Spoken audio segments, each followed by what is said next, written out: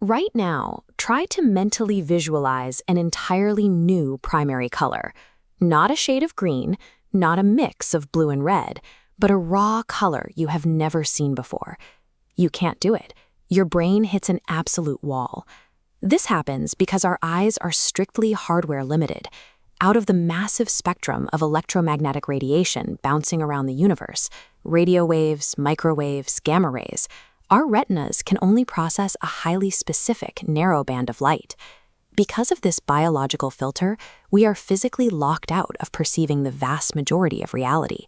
We walk through a dense field of physical information every day, completely blind to almost all of it. But the limitation actually starts long before light hits our retinas. It starts at our central processing unit. We rarely think about it, but there is zero actual light inside the human body. Our heart, our lungs, and most importantly, our brain, all function in absolute pitch-black darkness.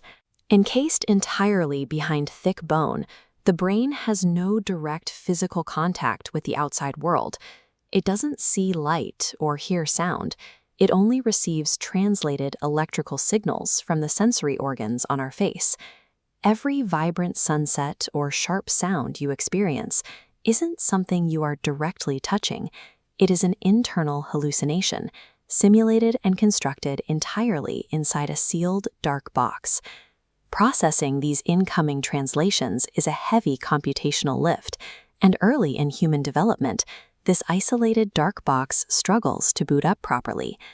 When a newborn infant opens their eyes, their visual hardware is so underdeveloped that they cannot clearly see their own parents' faces. To them, we appear as a dark, blurry shadow. To compensate for this immediate hardware failure, babies have to bypass their eyes entirely, relying instead on smell and movement patterns to identify who is holding them. Even as we reach adulthood and our systems fully mature, the dense, hidden wiring of the nervous system is incredibly prone to crossing its signals. For instance, if you get a persistent tickle deep in your throat, scratching your ear will actually relieve it.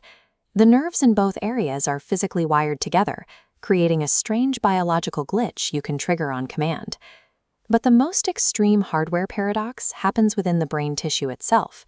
While the brain registers the pain from a stubbed toe or a burned finger, the actual tissue of the brain contains zero pain receptors.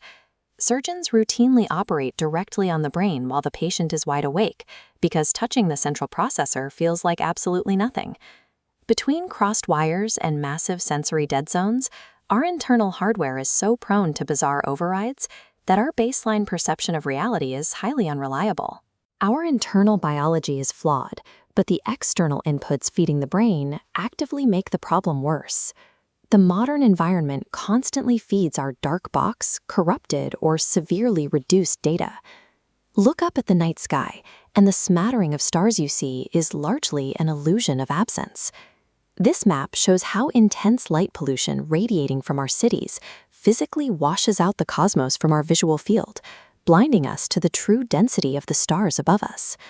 With a biologically limited brain living inside a heavily corrupted environment, we exist entirely disconnected from the actual massive scale of the universe.